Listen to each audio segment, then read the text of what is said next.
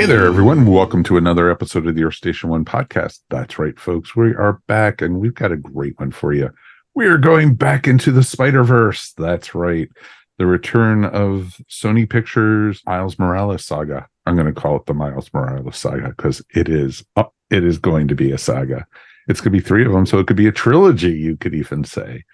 So it's going to be a ton of fun.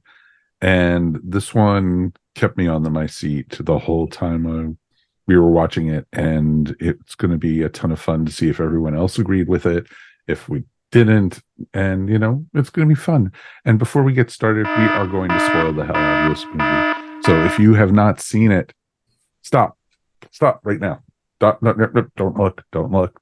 And you know what? We are going to be talking all about it.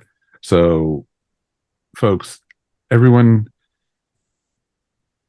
listen to this if you haven't seen it yet. Come on. That's what we like to say on the show. But you remember, we also would love to hear from you guys. Feedback at earthstation1.com. Let us know what you guys thought. And tell all your friends, tell all your neighbors. Listen to our review because we're going to have a fun time with this one. Got a great crew to all talk about it too. We have Matt Sweatman here. Hey guys, how are y'all? Welcome back, sir. Thanks for having me back. And of course, our movie gal herself, Ashley Pauls, reviewer number 1 on the network. That's right. Thank you so much for having me back. I'm excited. It feels like it hasn't been that long since all 4 of us were together talking about summer movie predictions, and it already feels like a lot of my predictions and guesses are going out the window. So I think anything goes this summer, and I'm looking forward to talking about this movie with you guys. I have a pile of eggs right here ripening for our I'm ready. I know. Just letting you know. So very cool. And of course, Mr. Mike Gordon. Howdy, my friend. Howdy. How are you this week? I am peachy keen. You ready to jump in and take us into the Spider-Verse? Ready to go into the Spider-Verse. And of course, we'll have to start with the box office, which is phenomenal. It is so far to date, as we're recording this, it has grossed $120.7 million in the United States and Canada, which is far beyond. It's almost like, that's more than 2/3 of what the original Spider-Man Into the Universe movie made in its entire run in the theater. So it's already far surpassed the previous one. But also what's interesting is that it's the second highest weekend gross of the year. So right behind Mario. And just a smidge above Guardians of the Galaxy Volume 3. So right now, this movie, Spider-Man Into the Spider-Verse, is on pace to be the movie of the summer. It is something that I think a lot of us thought might happen, but we weren't really willing to put our money where our mouths were. When we did our summer movie challenge, because I don't think any of us picked this one for number 1. Did we? I'd have to go back and look at our list. I don't think we did. I didn't. I know you and I didn't, Mike, because we're stuck in the Indiana Jones game. We're stuck in 1984. Of course. In so many different ways, folks. In so many different ways we are. So, Ashley, any thoughts about the box office take on this and how well it's doing? Yeah, I didn't even think to check it, but just through the weekend, and I happened to see a headline. I did a double take. It's like, wait, that's even more than Guardians of the Galaxy. So I was surprised, but very pleased. The first movie is near and dear to my heart, and I'm so excited. Financial success isn't necessarily an indicator of how good a movie is. You can have a wonderful movie that absolutely flops, but it's good to see this doing well and hopefully to encourage more of this type of movie in theaters. So very pleased, very excited, and I think it'll have decent legs throughout the summer. Yeah, absolutely. Well, it gets more, as you all know, it gets more crowded in the theaters from here. Oh yeah. So a lot of the premium theaters that are showing this past weekend, it really depends on how Transformers does this week, whether or not it's going to bump Spider-Man out of those theaters, or if the theaters are going to be like, hey, we're not selling that many tickets to Transformers. Let's move Spider-Man back into those premium theaters. So it's really going to be interesting to see what the drop-off is this second week, and if there is a significant drop-off. Well, it's kind of interesting because I was talking to a friend of mine earlier today about the movie, and I asked him the same thing. Do you think it's going to have, the legs for people to go see it 2 or 3 times to, carry it over to be the number one film, at least to beat Transformers next weekend?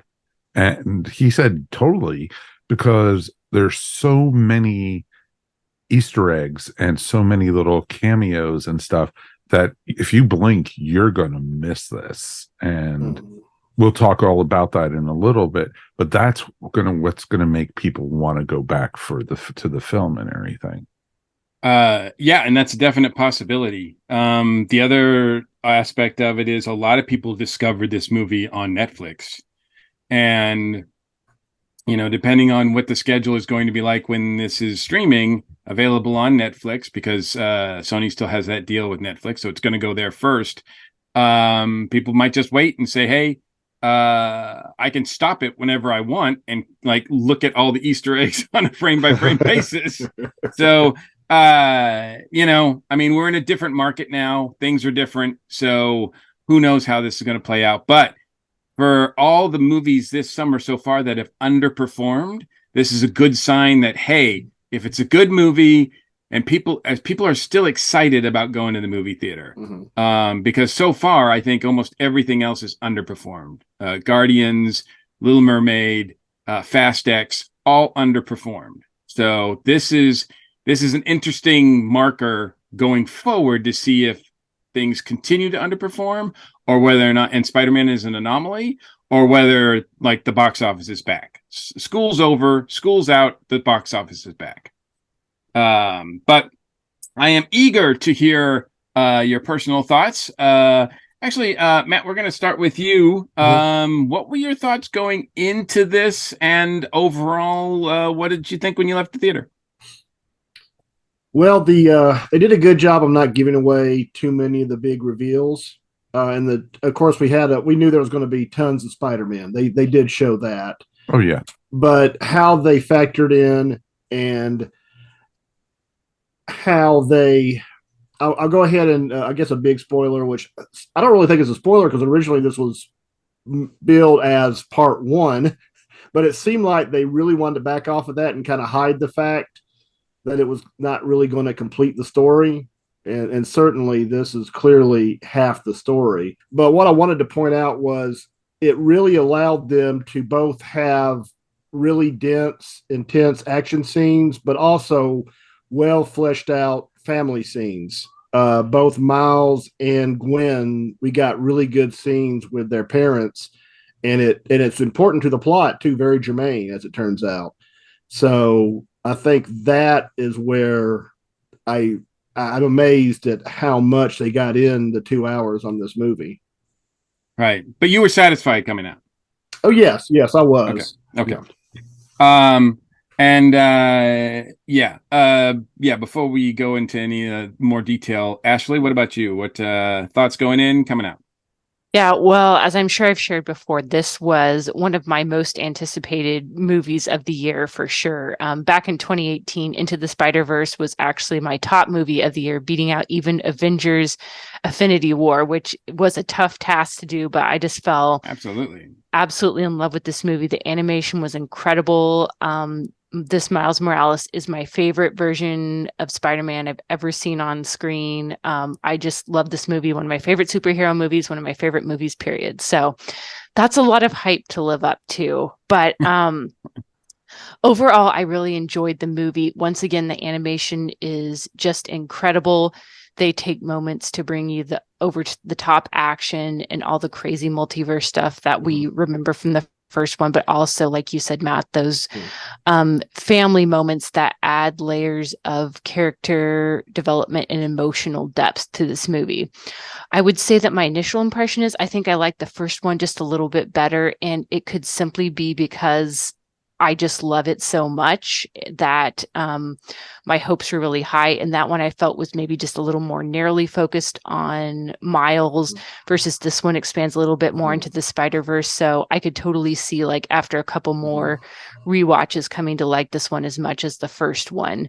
But sometimes it's hard, like when you love the first one so much, it takes a while to almost adjust to see like where the story is going. So I definitely want to see this again, hopefully in IMAX, because I think there's a lot still that I probably missed and to unpack from this movie, but well, we're seeing on the big screen. And outside of only a few characters, a lot of the characters that are in the first one don't appear in this one until the very end. So, I mean, all the people that you grew to Yes. like, I mean, it's like, oh, I have to wait. And you didn't even know if you were going to see them or not, right? Yeah, So I think that's part of it too, right? Yeah, because like Nicolas Cage's Spider-Man Noir was like the side character I never knew I needed in like Spider-Ham. So I loved all those characters. So it was kind of hard not seeing them and seeing less of Peter B. Parker. But I'm really curious to see how my thoughts shift and adapt as I watch this one again, because this is definitely one that will be one of repeat viewings for me.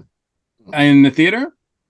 Yes, probably at least one more time in the theater. Nice. With the 2-year-old in the house, I don't get out to the movies quite no, as that's much, why but it's even more impressive. yes, so yeah, That's I cool. did not go see Guardians of the Galaxy twice in theater, but I think I'm going to make time for Spider-Verse.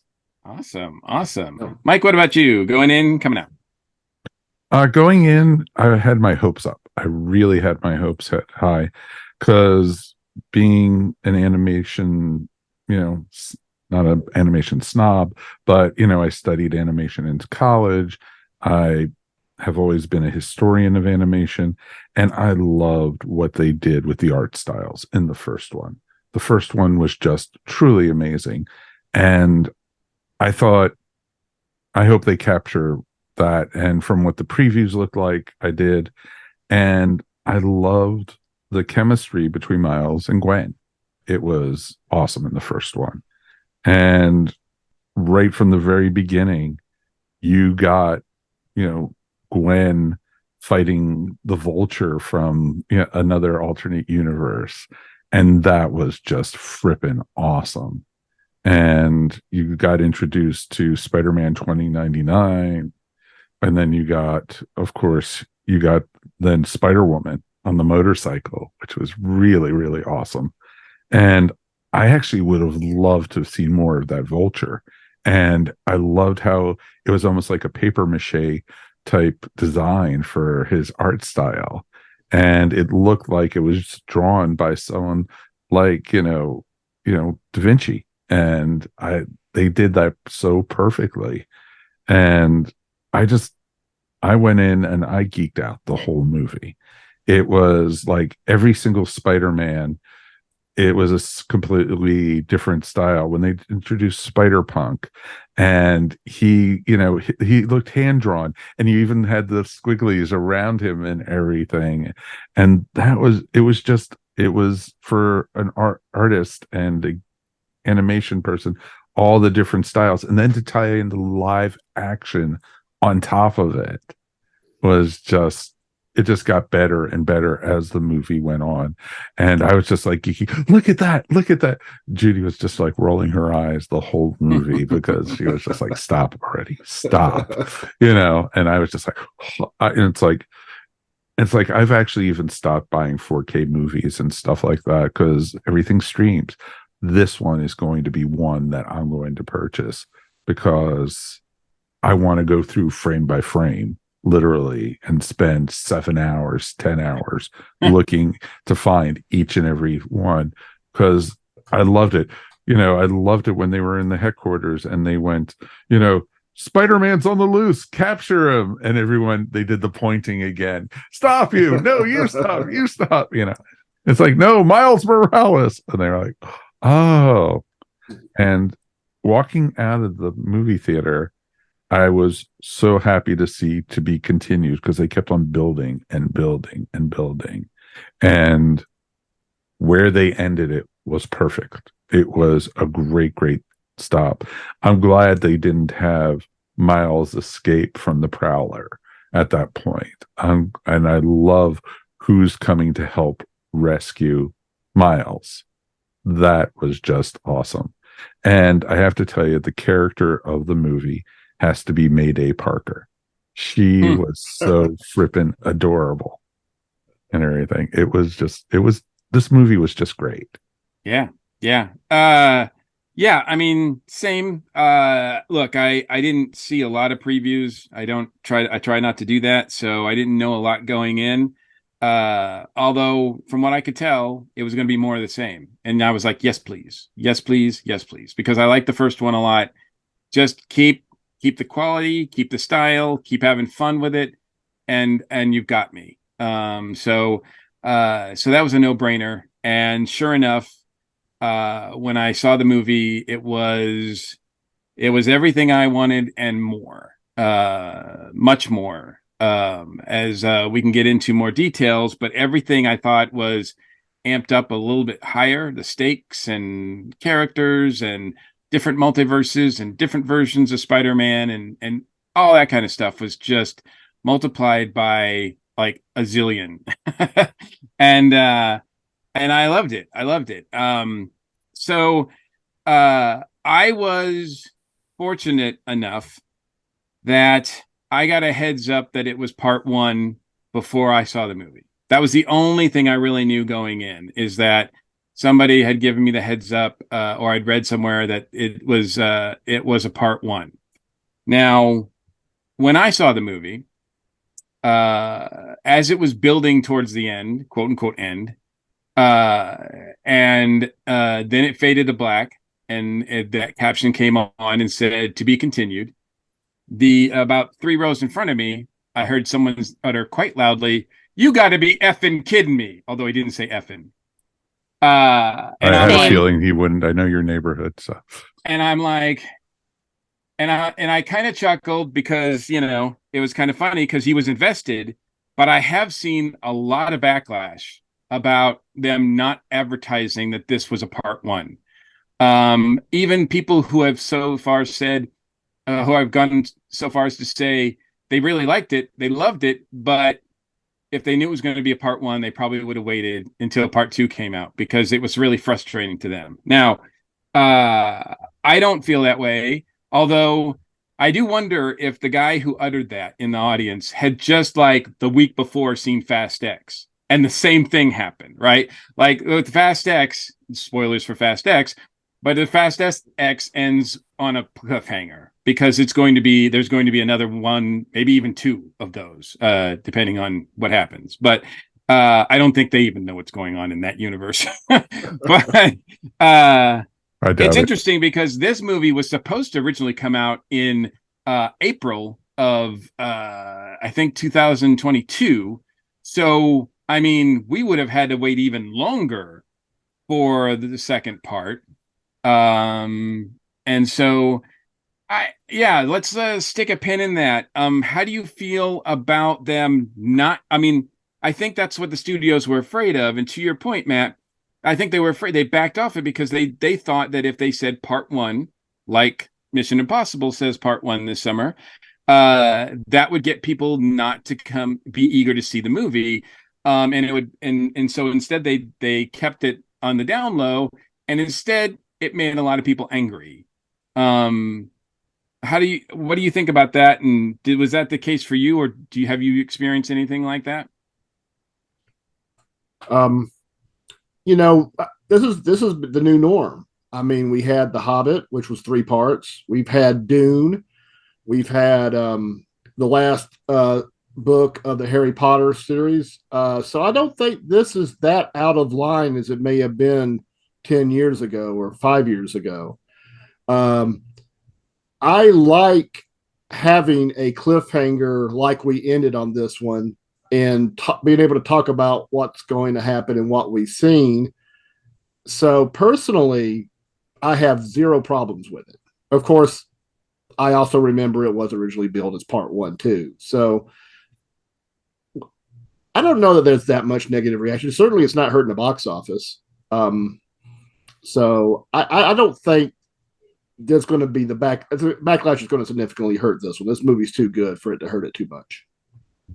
I agree. Ashley, did you know going in that it was a part one?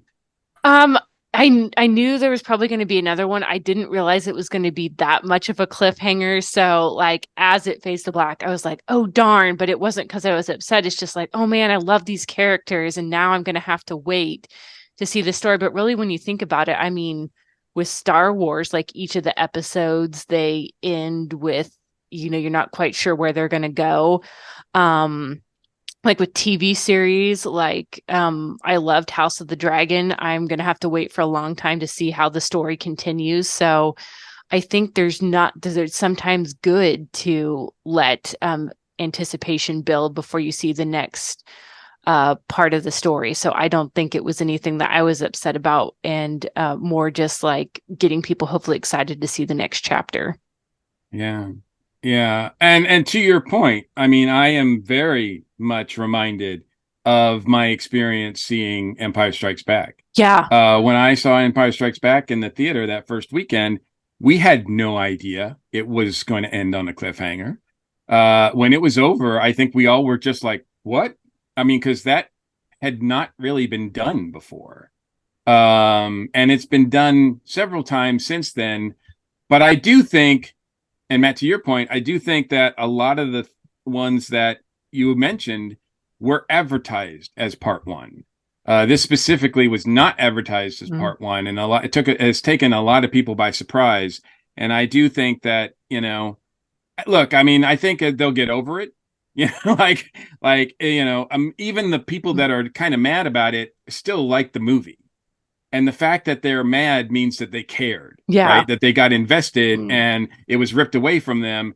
And that's what they're sore about. And, but there's I've seen a lot of people saying that it's only half a movie. So they can't really talk about it. They can't really judge it. They can't really, they're mad because they paid for a full movie and they got half a movie. So Mike, any thoughts on that sort of aspect of this movie? I don't think they got a half a movie. They got a full lot of action in this one. And I think, they're going into even a bigger tale from this part because, you're going into, now have to realize how much of a big bad the Spot is.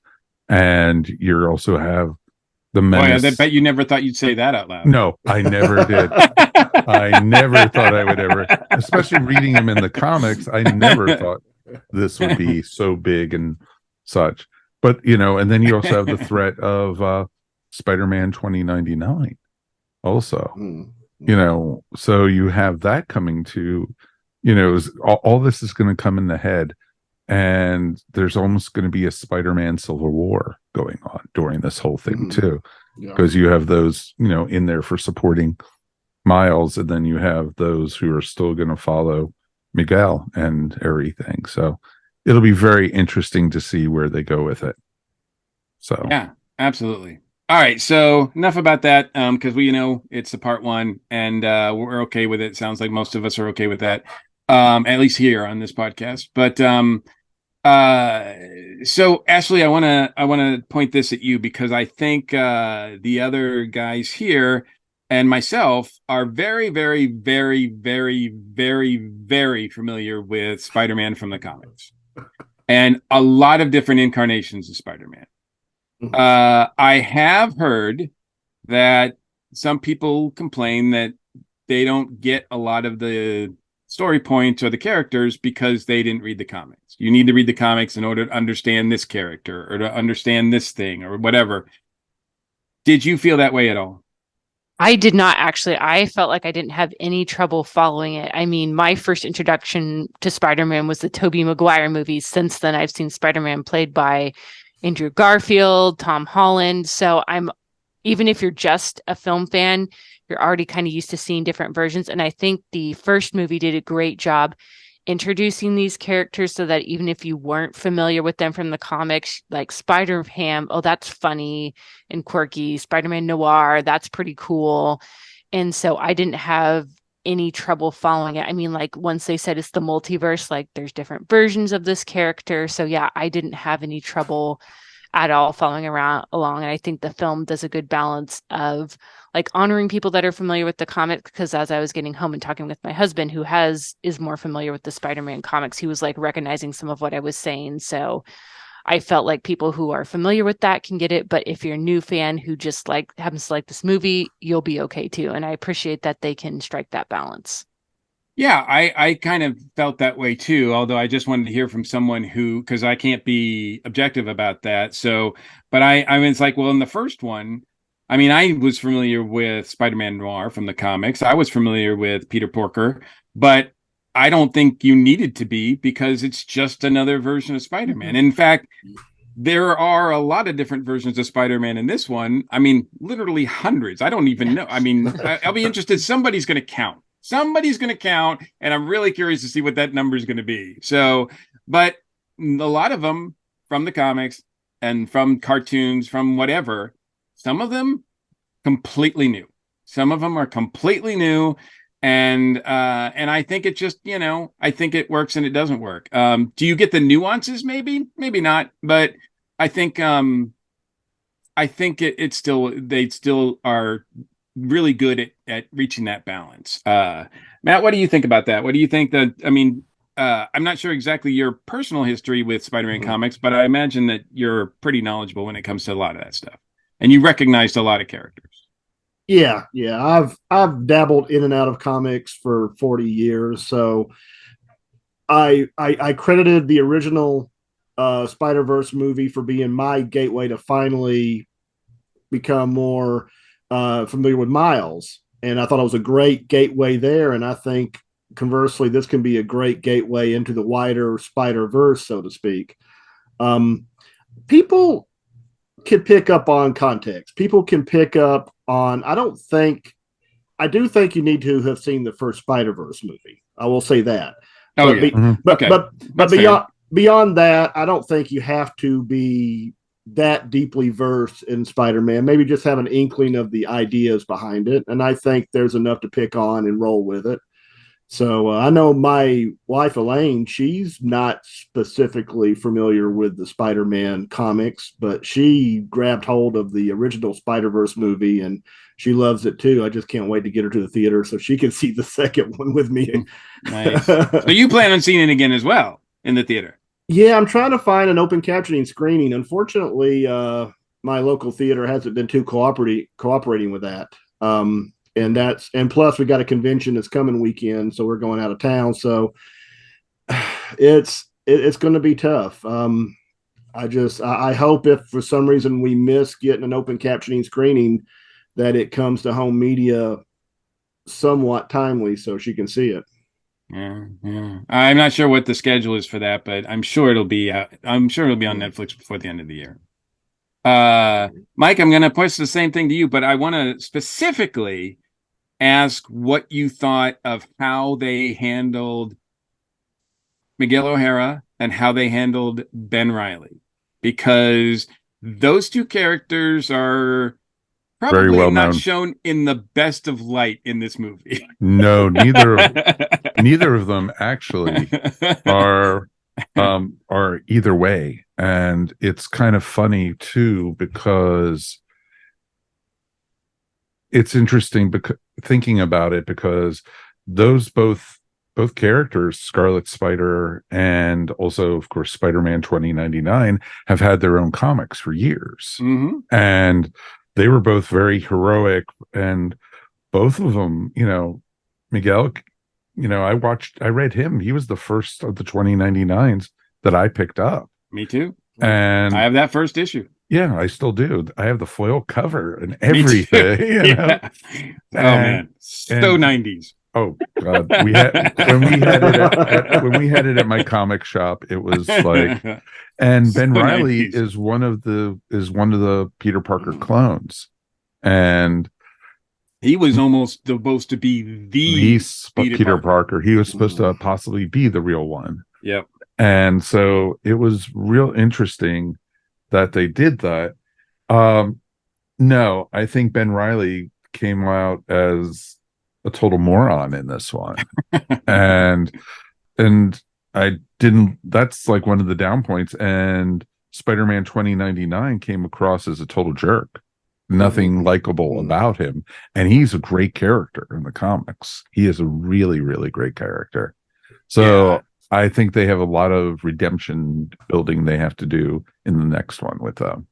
Yeah, that would be interesting to see if they go that route. I do feel like, when we're talking about multiverses, they're different versions of everybody. So I don't take these as canon, or any less of a character or authentic than the ones I read in the comics. I mean, they're just who they are. They're just characters for this particular story. I think I'm more of a Miguel O'Hara fan than I am a Ben Reilly fan. So obviously that was odd for me. The only thing that made me kind of pause about how they treated Spider-Man 2099 is that they made him a vampire. And I was like, I don't know why they did that, but because it didn't seem to really have any, I mean, at least right now, it didn't really seem to have any other ramifications. They just used it once and it was like, why are they doing that? So that was odd. But I cannot fault them. They had to pick one Spider-Man to be the big bad, and I think he's just as good as and his costume, the way they animated the costume, the design of it and everything was amazing. Yes, was amazing, threatening, spectacular, whatever you want to call it. Like, whatever adjective you want to put in front of Spider-Man, that's what it was. It was interesting. His mask was almost reminded me a bit of Rorschach from Watchmen. Yeah. And everything. And so, and just the way the material almost was living on his face and showing his emotions and everything. So I thought that was pretty cool. Yeah, absolutely. I thought. Go ahead. Any other Spider-Men or characters that you really like? Were like, oh my God, I can't believe we're seeing that on the screen. Oh well, God, yes. I can't believe we saw Spider T-Rex. Yes, I was so excited. I'd never heard of it before, but I was like, I want that on a t-shirt. Gotta find that somewhere. How do you pronounce that? Pitor Parker, something like that. I can't. I don't know. I can't. I love Spider Cat, and we got to see Spider Buggy. We got to see Spider Buggy, which was really awesome. But yeah, and like I said, my shining moment was, and still my favorite character in the movie is Mayday. She was awesome. And everything, and because she grows up to be Spider-Girl, so it's pretty awesome. Yes. I mean, in some reality, maybe this one, maybe not. We don't know. Right. But yes, there is a definite, and that comic was pretty popular. I know I collected that for years. I don't know why I don't know. I guess she's not around anymore in the books, but I don't know. It's so weird because I think what they're doing right now in the comics, quick tangent here, is they're killing off the Spider-Verse, which is kind of stupid in my mind. If like, hey, this movie's coming out, let's kill off the very thing that people are excited about. But then again, spoilers for stuff that's happening in the Spider-Books right now, somebody else is probably going to die, which doesn't make any sense because they've got a movie coming out later this year. So it's like, but nobody dies permanently in comics. Exactly. Dude. It's comic death. So except for if your name is Uncle Ben or if you're Thomas and Martha Wayne. They've even brought back them. So, yeah, I know. Uncle Ben has not come back though. All right. So, let's start with you on this one, Matt. What do you think about the idea of the plot of this story, which is that there are canon events? I love the name of that. I think that's unique to this movie. Usually I think it's been referred to like fixed point in time, like fixed points that you can't change. But then here they call it canon events. Yeah, but usually you need a TARDIS when you get to those. Exactly, right? But here it's canon events. There are canon events that are necessary, and all the Spider-Men have accepted this except for Miles, who has yet to go through his. And we do find out some information about how he was created and that it was a mistake. And that was really interesting, I thought, too. But the whole thing about, canon events versus like fighting against them. Did you find that compelling? I admire the irony that the big villain of the movie is Canon, but considering comics history with Canon, take that, fanboys. I think they're trying for the whole dilemma of the greater good, the integrity of the universes of everybody versus the need of the one, to quote Spock. Bring another property into it. So I think there's that, but of course, I do like the fact that it's allowed our core group. I mean, because we have someone else affected by the canon potential event is Gwen as well. It's not just Miles. And so naturally, our core group, it gives them a chance to kind of split off. And in the final movie, there's going to be, we're going to see, I think, more of our core group from the first movie. So, yeah, I mean, as far as a overarching plot, I've seen worse. Ashley, how did you feel about that? And first, I would imagine that there are canon events that you're familiar with, and probably canon events that you're probably not as familiar with, right? Yes, yeah. So, everybody knows about Uncle Ben, even if you're a casual superhero fan. So, I think it's an interesting idea to center the plot of the third movie around that. I feel like, again, we've seen it before in other media, just like you said, Matt, the needs of the many versus someone that's very close to you, saving that person versus saving everybody. But I think it could work well in this movie because we really care about Miles as a character, and we also care about his parents. Like, if we have to see his father die in the third movie, like, I will be devastated as a viewer because I felt like I've gotten to know this family and I will feel the weight of the choice. And you know what? Like, if I was Miles, there's one thing, like, you could know in your head, I've got to let this happen for the universe to go on. But as a person, like, I think I would do whatever I had to save my loved one. And even if it unraveled the universe, and it's just a really sticky, difficult issue. So I think it will be really interesting and emotional, however it resolves, to see in the next one. Mike, what about you? What did you feel about the plot of that? It's interesting because, they showed right from the comic book Captain Stacy getting killed by Doc Ock, but it was an accident because he went to go save a kid. And it was interesting to do. And for it had to be anyone who was a Captain Stacy or a police captain was the fixed point. And it's interesting when that happens and everything, because technically Miles did go through his pivotal moment when his uncle died in the first one. And they even showed that. So, other people, he didn't have an Uncle Ben and such. So it was just interesting to see. And I'm thinking that possibly that's going to be, the little out they had, that because his uncle passed away, that his dad's not going to be the point and everything. And he's not a Captain Stacy. So I'll be very curious to see what happens with that. Or something like Spider-Punk will come in, rescue the day, because he's, the rebel. And, and I love the line in that where he says, how can you be even cooler without your mask on? It was, he's so jealous of Hobby, but it's like, I can't compete against this. I mean, that's something I can't compete with. Yeah, I think it's a fun, look, to me, a Spider-Man story works best, whether it's Peter, Miles, whoever, Miguel, whoever you put in that lead character. When they are struggling with having to make a decision between doing the right thing and doing,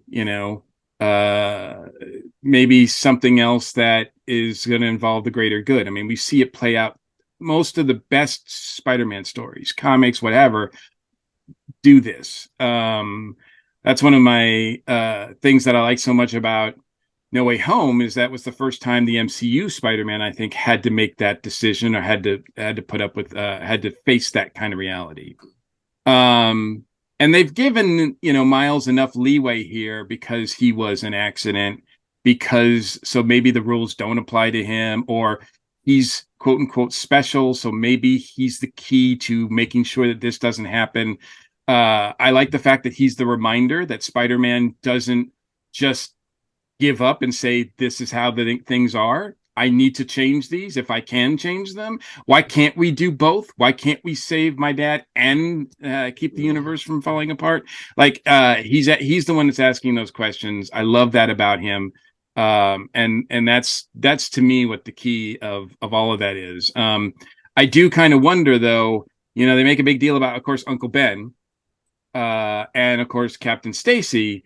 Those are pretty big, but it's remarked on a little bit by Gwen when she's talking to Miles, and she's like, it never ends well. Like whenever Gwen and Spider-Man get together, it never ends well. And I do wonder if that's a canon point as well that we just haven't got to yet.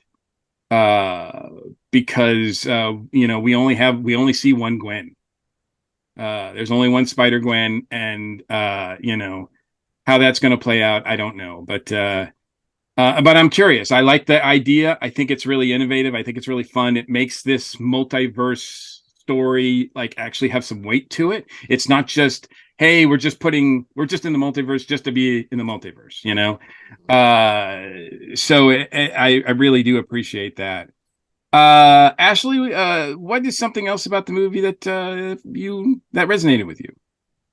Well, I really enjoyed, even though it was brief, the section that was in like a parallel India. I thought I loved the animation there, the music, and it was like one of those, like it was a short amount of time, but it's like, I could hang out here and watch a whole spin-off movie set in this universe.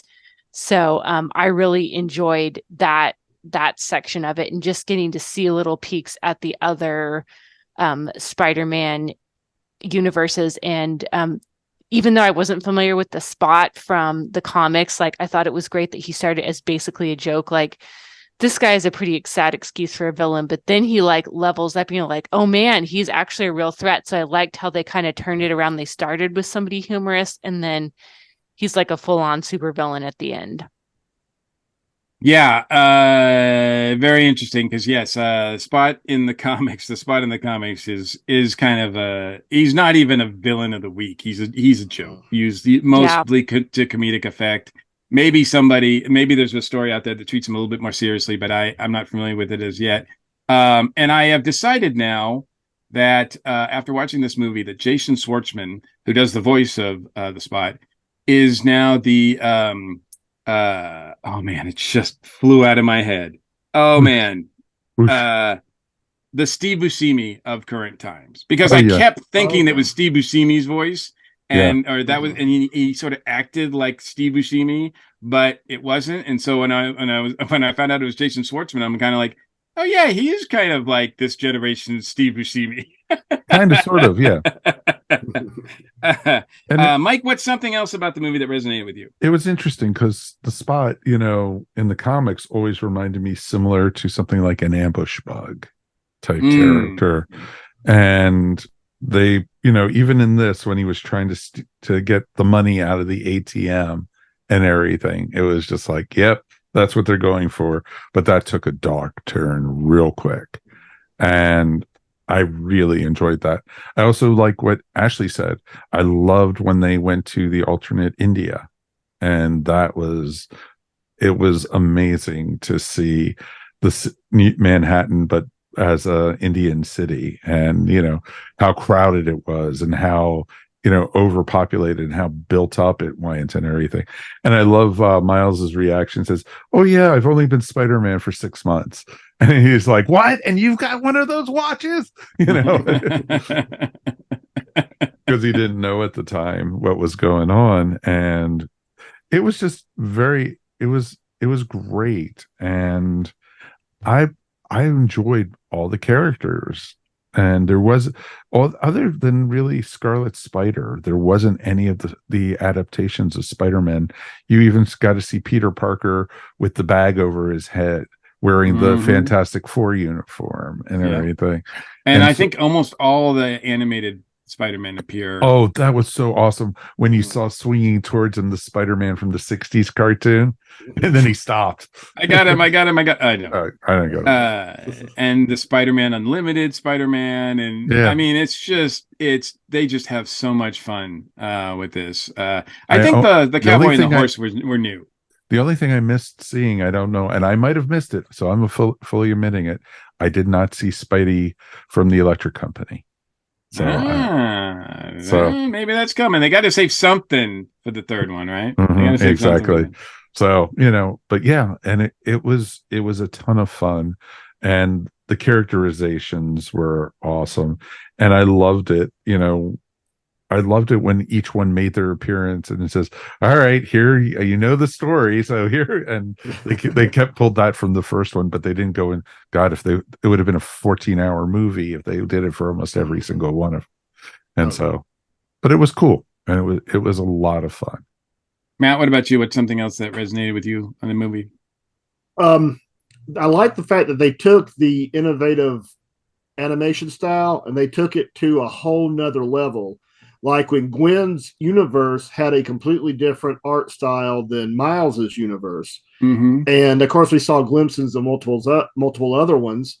And also the futuristic, I guess that was Miguel's universe that everybody gathered in. Yep. And it had yet another animation style. And they took advantage of that animation to do some trippy things. That fight with Spot, the very first one, they used his teleportation holes or portals, so to speak, to its full effect. And I can't imagine how long it took all of those scenes with all of those different animation styles. It had to have been a massive undertaking because just everyone being so different and being so innovative and being so well choreographed. I'm in awe of all the animation styles in this.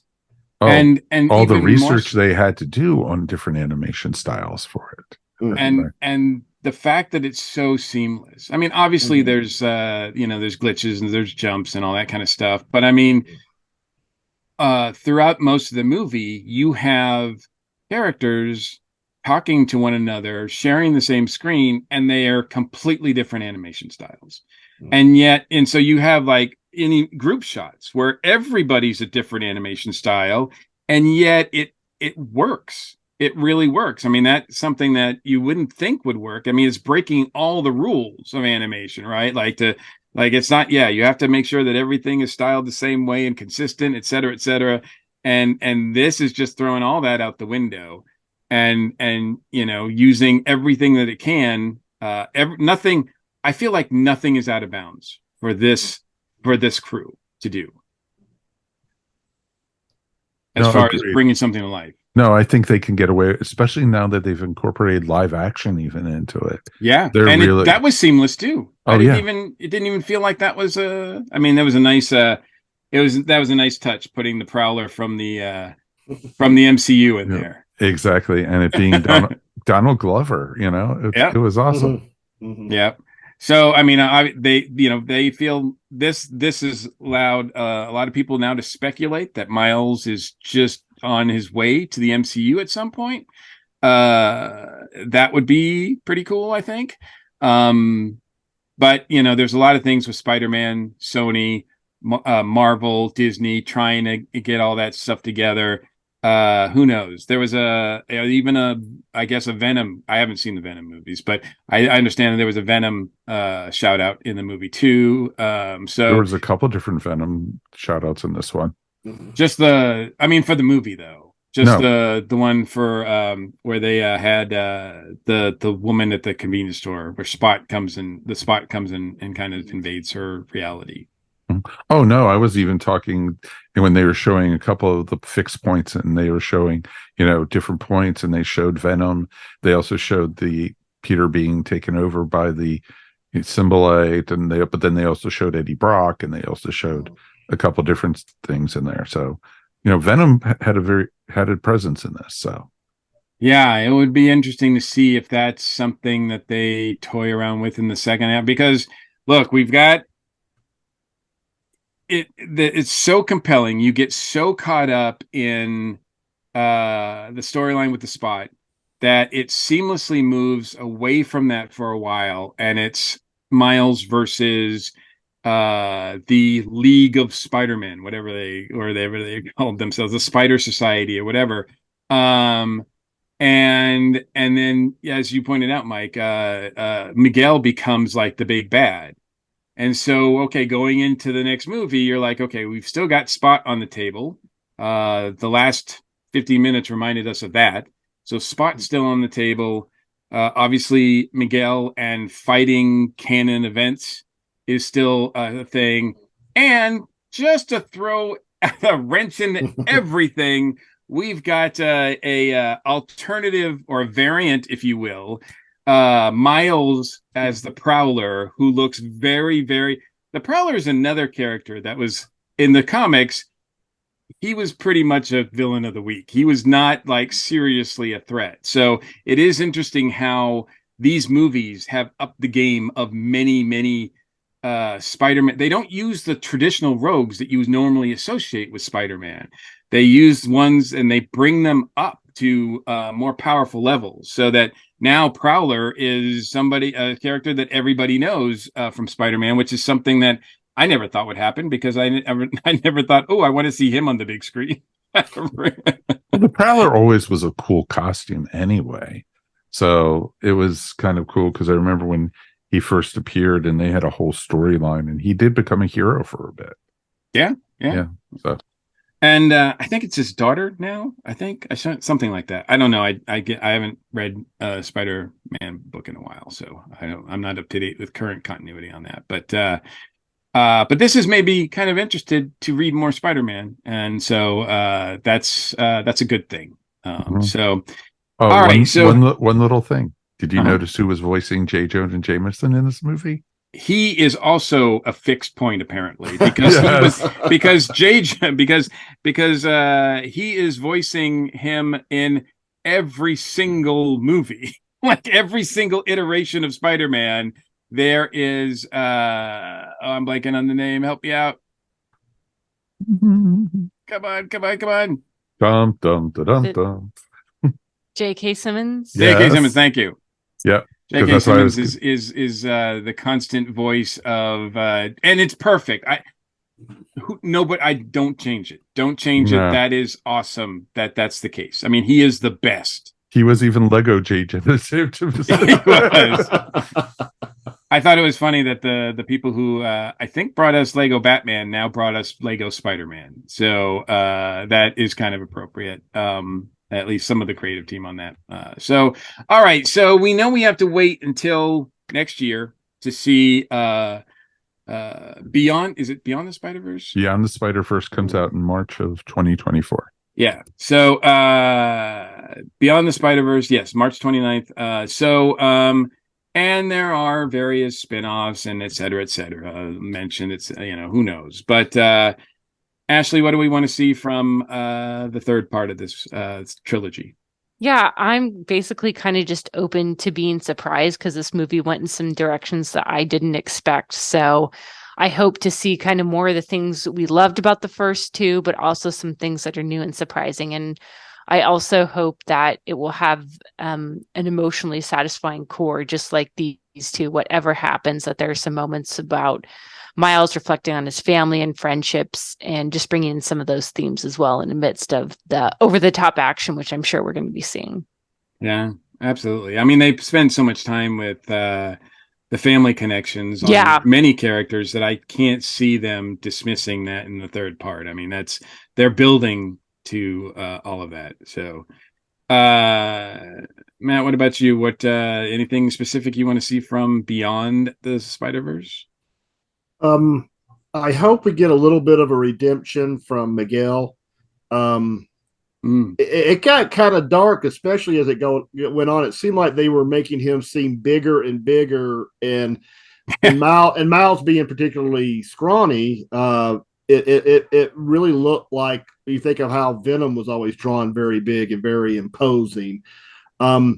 I hope they back off of that a little bit. He has its moment where he sees the light. I'm hoping for that, because I think he needs to be a hero in this multiverse after all this is done. So I hope they find a way to make that happen. Well, if he is really a vampire, seeing the light might really do him some damage. Well, I would be okay. I'd be okay if they dropped that little detail. They already have Morbius ish, but I imagine they're going somewhere with it, but I don't know. They don't. Yeah, it would seem odd that they put that in there. And I hope there's a door to get Miles into the MCU proper. Since there's, they're on the fringes of the MCU already with some of their multiverse stuff and Doctor Strange reference and such. So there's a path there. And I would love to see a live action Miles Morales, especially if they reach a point where Tom Holland is done as Peter. I would love to see Miles take over as the Spider-Man in the MCU. And I think they could set some of that up here without specifically leading, you know what I'm saying, not specifically saying moving into it, but at least set up that possibility further.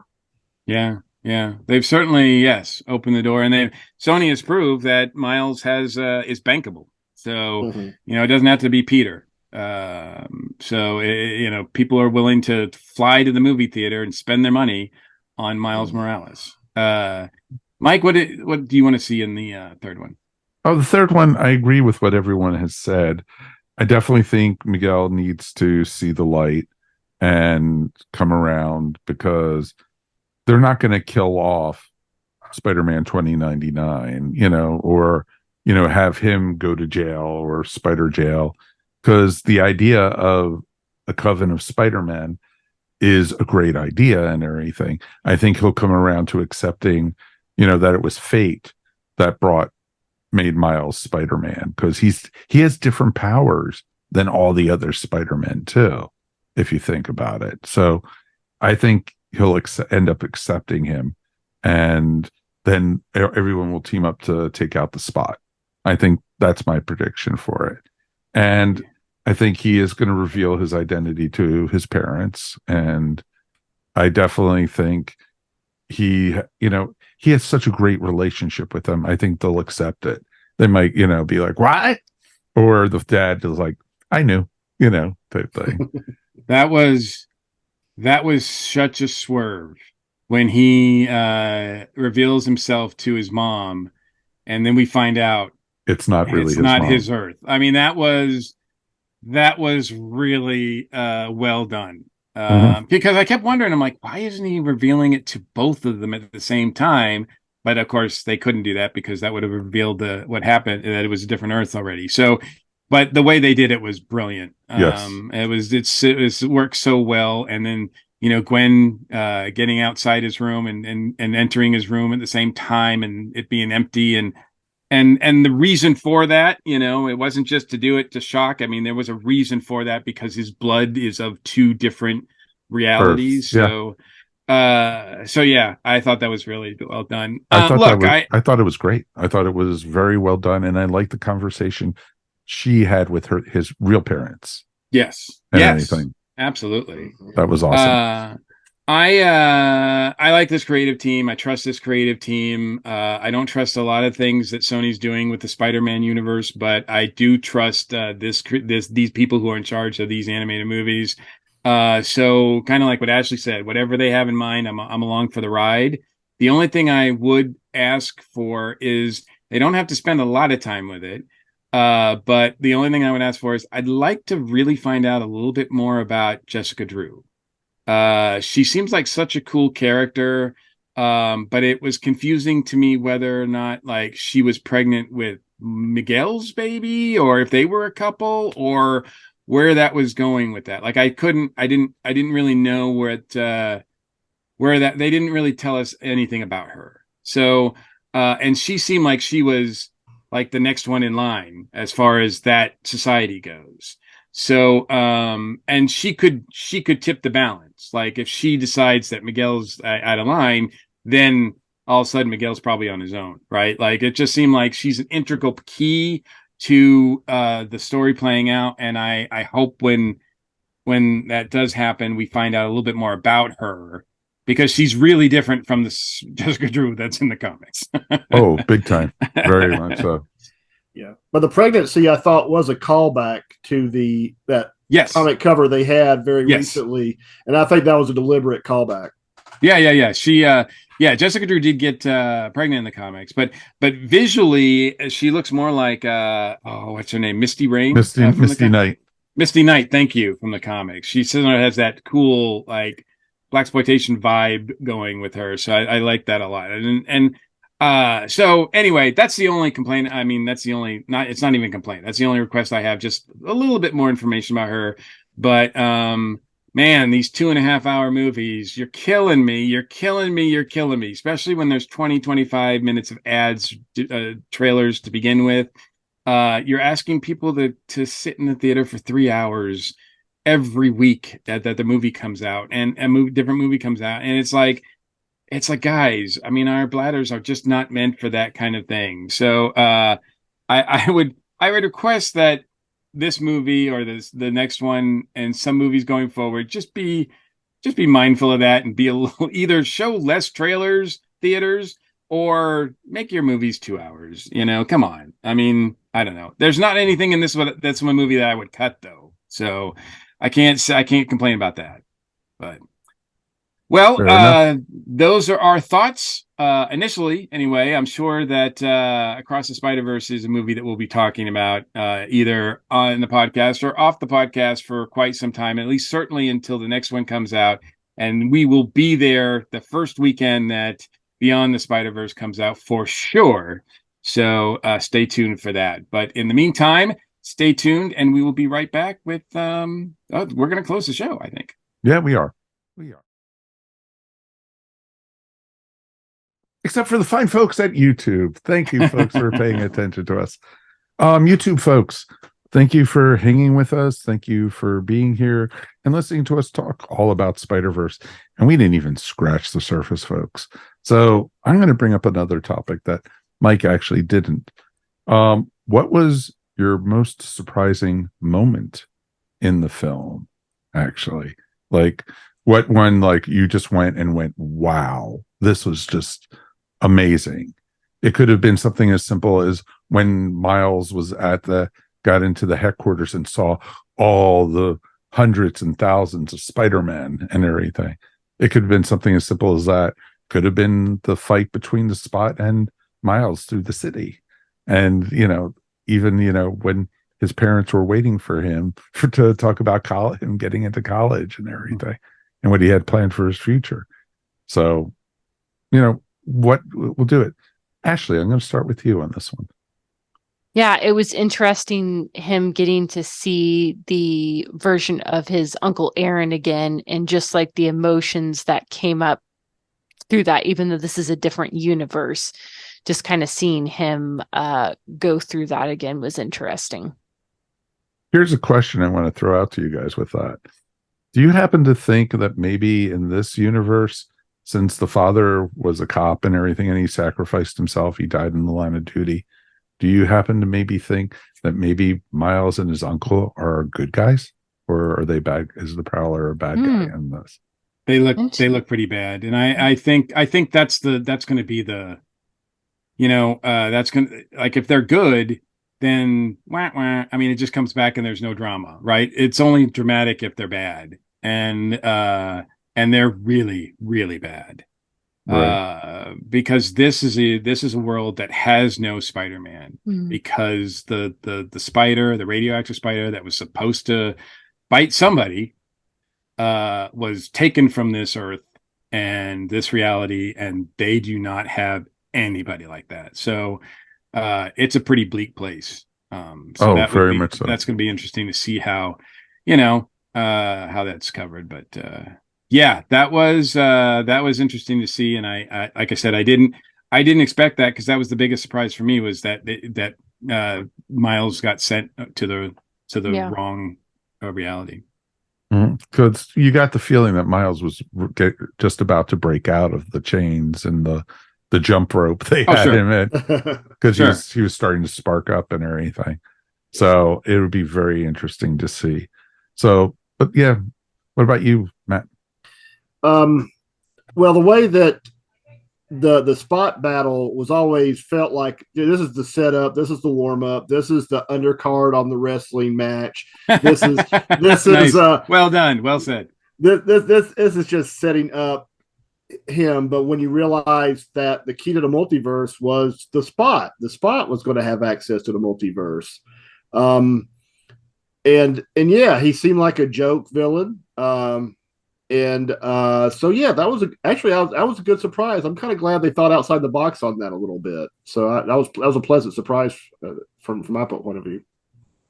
Awesome. All right, Mikey. Yeah, well, like I said, my biggest surprise was that Miles showed up on a different Earth, and everything that goes along with that. Because as if everything else wasn't complicated enough, now he's got to face himself, himself, the way his life could have gone. In some ways, maybe because Miles was an accident. He wasn't supposed to be bit by that spider, because his world already had a Spider-Man. So was Miles supposed to follow that line? Was he supposed to be the Prowler? Was he supposed to turn to that kind of character? That's an interesting question. And I love the fact that when you this movie is not just fluff. You can really take deep dives into a lot of these situations and really come up with some interesting stuff. Very much so. It laid a lot of different groundwork, and that's why I think there's more to it than we've seen yet. And I'm going to be very curious to see what it does come up with character wise, and also with, the adventures of where Miles is going to go. Is he going to get out of it on his own and then teleport to another world somehow, or what? So it'll be very cute, very interesting to see. I got one real quick question that I was wanting to ask, but I thought it'd be great as an extra. Is anybody sick of multiverse stories? Oh, hell no. Not yet. Not if they're done well, which... Because we've got one coming up in a couple weeks. Yeah. We do. But it's interesting because I'm the guy who grew up with, Crisis on Earth X, Crisis on Earth 27, Crisis of the Three Justice League. So, Crisis, all those every summer. I always looked forward to the crossover between the Justice League and the Justice Society. And it was an annual tradition and that growing up. And so I looked forward to alternate Earths and multi stuff. And this has gone into it. And I love how they'd even name drop Doctor Strange at the beginning of this movie. That was cool. And everything when they were at the museum. And, at first I was just like, oh, why does the Vulture, when I saw the Funko Pop of it, look so weird? Now it completely makes sense. And it's like, I know where I'm going to be hiding this weekend, to pick them up. Because I've already got, I know I got Spider-Punk, and I've gotten, I've gotten the Indian Spider-Man. So, which is pretty cool. Because I like Indian Spider-Man was cool because I just liked his costume. So, Wasn't he on the team? I'm sorry. Wasn't he on the team that's going to Miles's rescue? Didn't he join that team? Yes, I believe so. Yeah. So the team is the original team, which is great. I'm glad that if they hadn't shown that they were going to come back in the next one, I would have been like, my answer for what I want to see in the next one is those characters again. Pay Nick Cage the money, pay whoever, right? Like, I just want to see all of them again, because I thought they were missed. They were missed in this one. Oh, very much so. But it was interesting because as members of that team were also other Spider-Men that he just ran into and stuff. Right. Yeah. And everything. It just wasn't. Yeah. Yeah, because the indie Spider-Man and I don't know, was Spider-Punk on the roof? Because he should be, right? Yeah. So, I don't think we're done with Spider-Punk. oh no, no, no, no. And I love Spider-Punk. I think he's so Spider-Punk cool. was just awesome. So very cool. So it's going to be very interesting to see what happens in this sequel. And we definitely would love to hear from you guys at home. Feedback at earthstation1.com. Let us know what you guys thought. What was your biggest surprise? Because there were a lot of other ones that were really awesome to be able to see. But, I do agree with you guys that, who's Spider-Man? When the mom said, so. Yeah, I was like, she's like, who's Spider-Man? He's like, and she talks about conventions and everything. He's like, what? I don't like. I'm like, oh my god. I was like, it was sinking into me too, and I was like, oh wow, they got me. So very cool, very very cool. All right, let's close up the show. So that's going to wrap up another episode of the Earth Station One podcast. I want to thank everyone for joining us tonight. Let's thank our guests for being here. Ashley, couldn't do a movie segment without you. Thank you. It is always a pleasure. Anything you want to shout out about real quick? Yeah. Well, since we're talking about Spider-Man, I wanted to give a shout out to my good friend, Chris Chamberlain, who is a professional cosplayer and is working on growing and expanding his charity cosplay work. He has a fantastic Spider-Man costume that he looks like he just walked straight out of the movies, and just that he takes his love and his passion for geek stuff, but is also doing some great charity work and visiting kids in the hospital and things like that. So I just thought it was a really cool example of somebody taking their passion for geek things and helping others. But you can find him at Broken Canon. Speaking of Canon, Canon cosplay.com. Wow, was that from this movie, or did he just have it that was before? Not. So I was like, well done, Chris, like looking ahead. So but as soon as I saw the movie, it's like, oh, I know who I want to shout out tonight. So nice. Yeah, he's doing some great work and he's a great cosplayer. So excited to see him as he goes on this journey. That is awesome. Very cool. Mr. Matt, thank you as always, sir. Thank you. What do you want to shout out about, buddy? Just in general, this is Pride Month, and I want to thank and encourage people to attend events related to Pride Month. My wife, Elaine, is going to do some volunteering with Marietta Pride. And I think it's important now more than ever that we give support, vocal and emotional, to everyone who may not be the same as us. So that's what I think I would like to shout out right now. That is amazing. It is for a great cause. And you know what, folks? It is Pride Month, and it's a great, great way for you to reach out, volunteer if you get a chance, or just go to some of these events. There's some amazing events around. I know in Atlanta, the Gay Pride Parade is usually in the fall, not during the summer. So you're gonna have to wait a little bit, but other parts of the country, I know they're already happening. So please check it out. There are tons of events, and it is showing their support for your community. And folks, there's so many bullies out there right now trying to shut this crap down, and we got to stop that and everything, because we need to stand up for any rights like that. And if you don't do anything, those rights will be taken away. So definitely, yes, please do. All right, Mr. Mike, your turn. Well, as always, it's my pleasure. It's always great talking to you, sir. Yeah. And my shout out this week goes to well, he's done it again. My cousin Ryan Suffern has produced a short film called The Orchestra Chuck Built. It is a uplifting and inspiring story about a composer,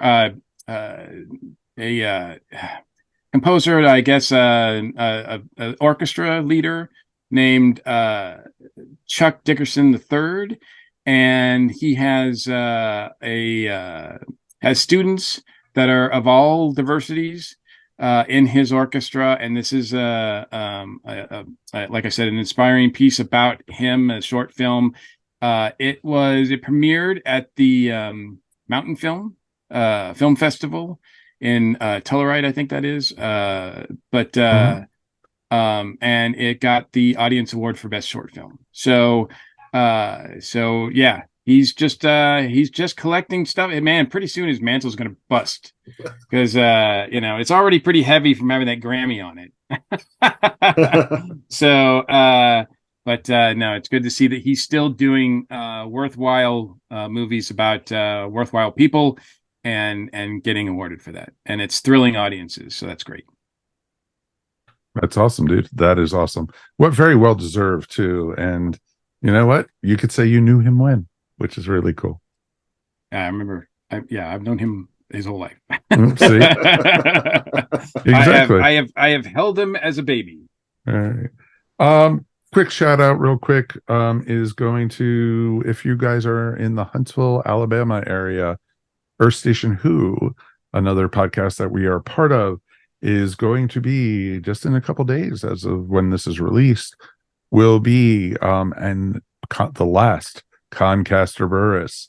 And we are going to be doing a couple panels. We're going to have a table set up, and we're actually going to be even doing interviews with some celebrities. Maybe even we're going to try to push for an interview of a certain Mr. John Barrowman. So you never know. So it's going to be a ton of fun. Sadly, Mr. Mike Gordon is not going to be able to attend this time, it sucks.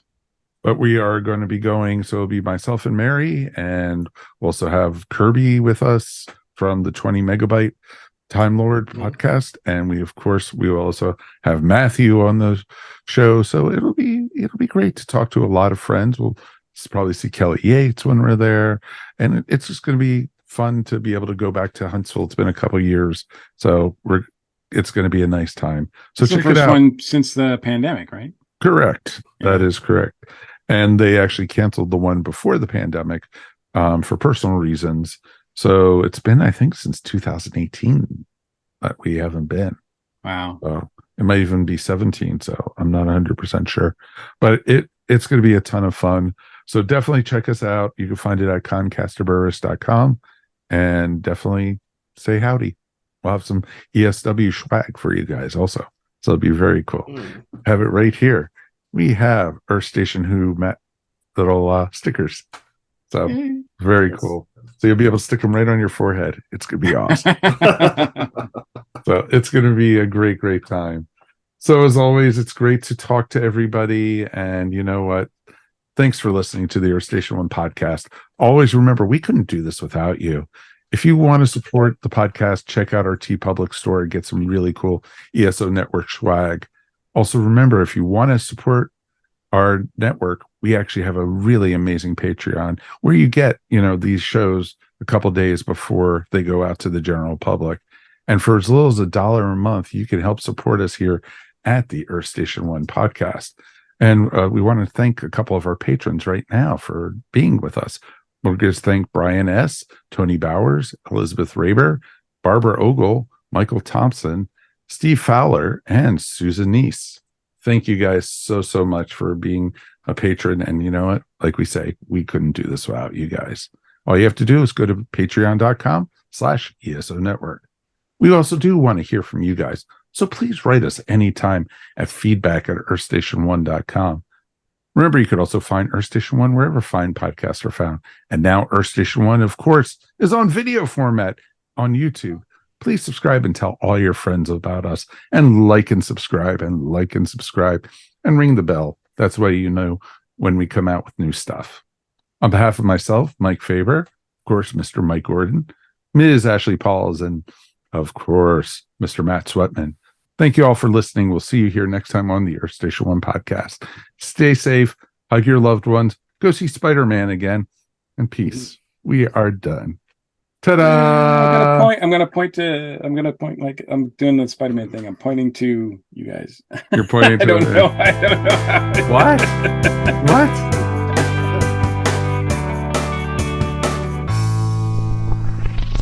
You're listening to the ESO Network, your station for all things geek.